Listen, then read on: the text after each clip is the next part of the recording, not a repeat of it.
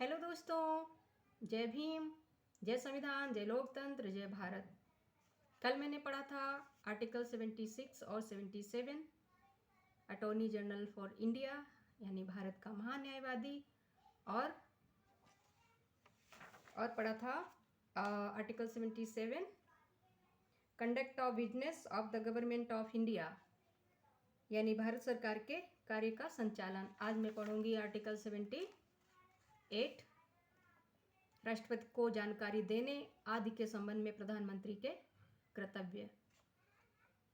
Article 78, duties of prime minister and respect the furnishing of information to the president etc. It shall be the duty of the Prime Minister A. to communicate to the President all decisions of the Council of Ministers relating to the administration of the affairs of the Union and proposals for legislation. B. To furnish such information relating to the administration of the affairs of the Union and proposals for legislation as the President may call for, and C. If the President so requires, to submit for the consideration of the Council of Ministers any matter on which a decision has been taken by a minister but which has not been considered by the Council. Chapter 2, Parliament General. Article 79, Constitution of Parliament, संसद का गठन, जिसमें बताया गया है chapter 2, parliament general, सामान्य। 79, constitution of parliament, संसद का गठन।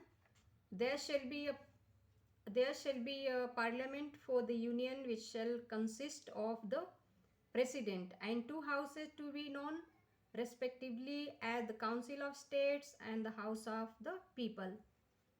यानी संसद का गठन होगा जिसमें दो सदन होंगे, एक राज्यसभा और दूसरा लोकसभा। राज्यसभा बड़ा होता है, राज्यसभा निचला सदन राज्यसभा ऊपरी सदन कहलाता है और लोकसभा निचला सदन कहलाता है। पर जो ताकतवर होता है वो लोकसभा ही ताकतवर होता है क्योंकि उसके अंदर प्रधानमंत्री रहते हैं। तो प्रधानमंत्री ही लोकसभा का सबसे बड़ा हेड होता है ना। तो उसकी जो शक्तियां हैं बहुत ही पावरफुल हैं। तो ठीक है, अभी तो हम पढ़ रहे हैं कि संसद का गठन। ठीक है, तो article 80, composition of the council of states, Rajya Sabha की संरचना। अब इसमें बात की गई है कि आर्टिकल कॉन्स्टिट्यूशंस आर्टिकल 80 में बताया गया है कि राज्यसभा की संरचना क्या होगी, composition of the council of states. The Council of States shall consist of 12 members to be nominated by the President in accordance with the provisions of the Clause 3। यानी यहाँ पे कहा गया है कि जो भी राज्यसभा में नोमिनेटर जो होंगे 12 members, president in accordance with उनकी प्रेसिडेंट क्या करेंगे, राष्ट्रपति क्या करेंगे। राज्यसभा में 12 नोमिनेटेड सदस्यों को अपनी तरफ से भेजेंगे, जिसकी जो नियुक्ति है वो राष्ट्रपति करेंगे। Number B, not more than 238 representative of the states। इसमें मतलब 238 जो रिप्रेजेंटेटिव्स हैं, प्रतिनिधि हैं, उनसे ज़्यादा राज्यसभा के जो सदस्य उससे ज़्यादा नहीं होंगे। End of the union territories, जो भी संघ राज्य क्षेत्र हैं वहाँ से आएंगे। Second, the allocation of seats in the Council of States to be filled by representatives of the states। जो इनका जो काउंसिल ऑफ स्टेट्स राज्यसभा की जो सीटें हैं उनका आवंटन होगा रिप्रेजेंटेटिव ऑफ स्टेट्स, राज्यों से आने वाले प्रतिनिधियों से। End of the union territories, और संघ शासित प्रदेशों से। Shall be in accordance with the provisions in that behalf contained in the 4th schedule। यानी जो चौथी अनुसूची है उसके अंदर प्रोविजंस किया गया है इसके लिए।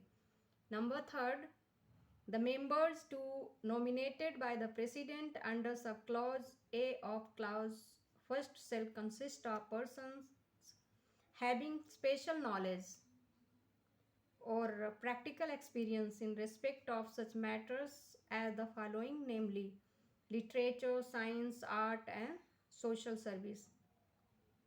जो भी जो मेंबर हैं, जो प्रेसिडेंट जिनकी नियुक्ति करेंगे, कौन से, जो राज्यसभा में भेजे जाएंगे राष्ट्रपति के द्वारा, जो 12 मेंबर्स हैं वो क्या होंगे, वो मतलब उनको अनुभव हो किस आधार पे, जैसे कि साहित्य यानी लिटरेचर, साहित्य में, साइंस विज्ञान के अंदर, कला और सामाजिक सर्विस यानी सोशल सर्विस, सामाजिक सेवा में वो एक्सपीरियंस, अनुभव रखते हों। Number 4, the representatives of each state in the council state shall be elected by the elected members of the legislative assembly of the state in accordance with the system of proportional representation by means of the single transferable vote। Number 5, the representative of the union territories in the council of states shall be chosen in such manner as parliament may by law prescribes। may by law prescribe। अब मैं हिंदी में पढ़ लेती हूँ। हिंदी में क्या कहा गया है, हिंदी में पढ़ती हूँ तब समझ में आएगा सही से। यानी भारत के संविधान के अनुच्छेद 78, 79, 80 तीन को मैं पढ़ रही हूँ। इसमें अनुच्छेद 78 में राष्ट्रपति को जानकारी देने आदि के संबंध में प्रधानमंत्री का यह कर्तव्य होगा कि वह संघ के कार्यकलाप के प्रशासन संबंधी, यानी संघ के कार्यकलाप के प्रशासन संबंधी और विधान विषयक प्रस्तावनाओं संबंधी मंत्रिपरिषद के सभी विनिश्चय राष्ट्रपति को संसूचित करें। नंबर ख, संघ के कार्यकलाप के प्रशासन संबंधी और विधान विषयक प्रस्तावनाओं संबंधी जो जानकारी राष्ट्रपति मांगे वह दे। और गा, किसी विषय को जिस पर किसी मंत्री ने विनिश्चय कर दिया है किंतु मंत्री परिषद ने विचार नहीं किया है, राष्ट्रपति द्वारा अपेक्षा किए जाने पर परिषद के समक्ष विचार के लिए रखें। अध्याय 2, संसद साधारण।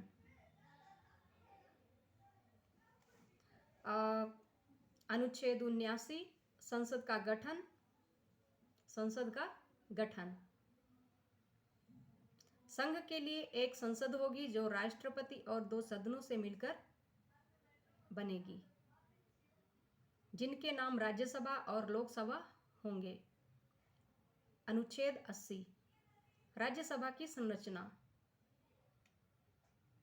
का, राष्ट्रपति द्वारा खंड 3 के उपबंधों के अनुसार नाम निर्देशित किए जाने वाले 12 सदस्यों और खा राज्यों के संघ राज्य क्षेत्रों के 238 से अनधिक प्रतिनिधियों से मिलकर बनेगी। नंबर 2, राज्यसभा में राज्यों के और संघ राज्य क्षेत्रों के प्रतिनिधियों द्वारा भरे जाने वाले स्थानों का आवंटन चौथी अनुसूची में इस निर्मित अंतर्विष्ट उपबंधों के अनुसार होगा। नंबर 3, राष्ट्रपति द्वारा खंड 1 के उपबंध राष्ट्रपति द्वारा खंड 1 के उपखंड का के अधीन नाम निर्देशित किए जाने वाले सदस्य ऐसे व्यक्ति होंगे जिन्हें निम्नलिखित विषयों के संबंध में विशेष ज्ञान या व्यावहारिक अनुभव है, जैसे कि साहित्य, विज्ञान, कला और समाज सेवा। नंबर 4, राज्यसभा में प्रत्येक राज्य के प्रतिनिधियों का निर्वाचन उस राज्य की विधानसभा के निर्वाचित सदस्यों द्वारा आनुपातिक प्रतिनिधित्व पद्धति के अनुसार एकल संक्रमणीय मत द्वारा किया जाएगा। नंबर 5, राज्यसभा में संघ राज्य क्षेत्रों के प्रतिनिधि ऐसी रीति से चुने जाएंगे जो संसद विधि द्वारा विहित करेगी। तो ये मैंने 3 अनुच्छेद पढ़े हैं आज। संसद या राष्ट्रपति को जानकारी देने आदि के संबंध में प्रधानमंत्री के कर्तव्य, अध्याय 2 संसद साधारण, 79 संसद का गठन और 80 राज्यसभा की संरचना। कल मैं पढ़ूंगी आर्टिकल 81। 81 में है composition of the house of the people, यानी लोकसभा की संरचना के बारे में पढ़ूंगी कि लोकसभा की संरचना कैसे होती है, उसका गठन कैसे होता है, उसके बारे में बताऊंगी। जब तक आप इस वीडियो को सुने और मेरे चैनल को subscribe, like, comment and share करना ना भूलें। और